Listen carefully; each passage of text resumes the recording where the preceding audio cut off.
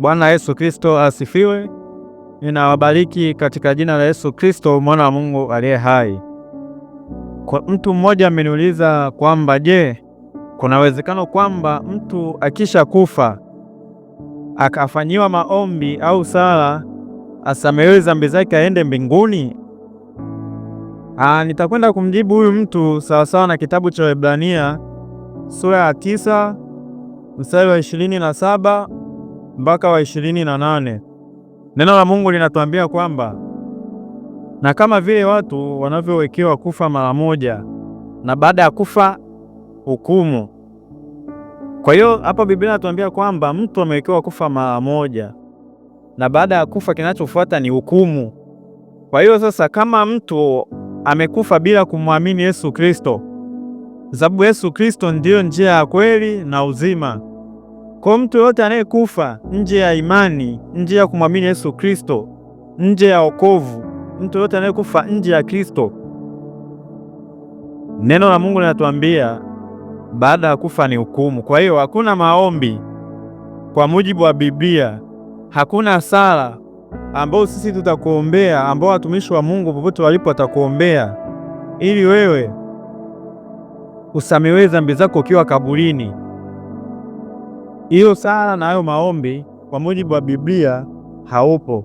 Kwa hiyo kama ulishindwa kumwamini Yesu Kristo ukiwa upo hai, baada ya kufa hauna nafasi tena ya kupewa umwamini Yesu Kristo ili uokoke. Ndio maana sasa unatakiwa umwamini Yesu Kristo leo hii kabla ya mauti, kwa sababu kila mtu amewekewa kufa mara moja, na Biblia inasema baada ya kufa ni hukumu. Kwa sasa hiyo ya kusema kwamba mtu akifa atafanyiwa maombi asamehewe huko alipo, hiyo kimaandiko sijawahi kuiona. Labda kama wewe uliiona utusaidie ipo wapi, lakini baada ya kufa Biblia inatuambia ni hukumu. Ni hukumu. Kwa hiyo sasa hakuna maombi aina yoyote,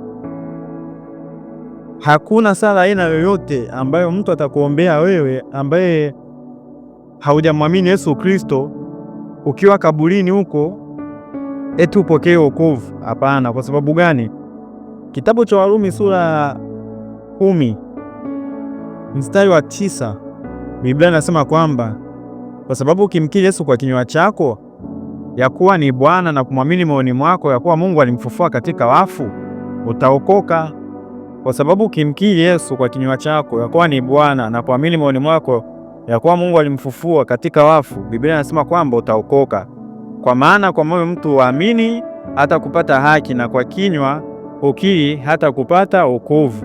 Sasa mtu aliyekufa anawezaje kukiri moyoni mwake kwa kinywa chake? Anawezaje kuamini moyoni mwake wakati mtu huyo tayari amekufa?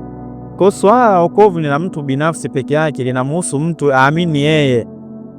Sio mimi niamini kwa niaba ya mwingine, yani niamini kwa niaba ya marehemu kwamba mimi nikiamini atasamehewa huko alipo. Hapana, inabidi amini yeye. Ndio maana neno la Mungu limesema kwa maana kwa moyo mtu waamini na kupata haki, na kwa kinywa ukiri hata kupata wokovu. Kwa hiyo lazima amini kwa moyo wake mwenyewe na akiri kwa kinywa chake yeye mwenyewe. Kwa hiyo hakuna maombi au sala ambayo utamwombea marehemu ambaye hajaokoka aokoke huko kaburini, abatizwe huko kaburini na apokee Roho Mtakatifu huko kaburini aende mbinguni.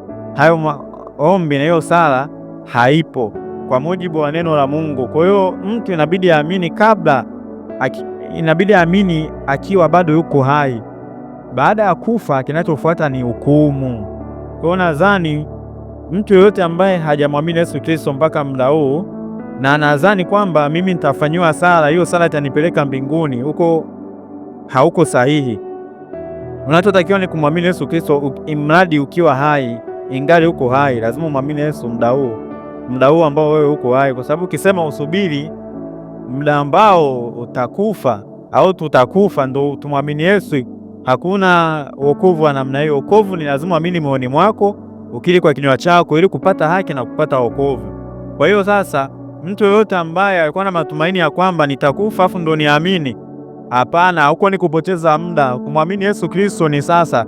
Yaani wokovu ni swala la mtu binafsi, sio swala la watu wakuombee ukiwa kaburini ndio upate wokovu. Kwa hiyo kumwamini Yesu Kristo ambaye ni njia, kweli na uzima, bila yeye Yesu Kristo hakuna uzima wa milele. Bila Yesu Kristo hakuna kuingia mbinguni. Kwa hiyo lazima muamini Yesu kwa kinywa chako na ukiri moyoni mwako. Kwa hiyo usitarajie kwamba kuna maombi baada ya mtu kufa yatakayomfanya aokoke kaburini na ampokee Roho Mtakatifu kaburini, au maombi hakuna. Kwa hiyo hii ipo hivyo kwa mujibu wa maandiko matakatifu ya neno la Mungu. Basi Bwana wetu Yesu Kristo na wabariki wote. Amen.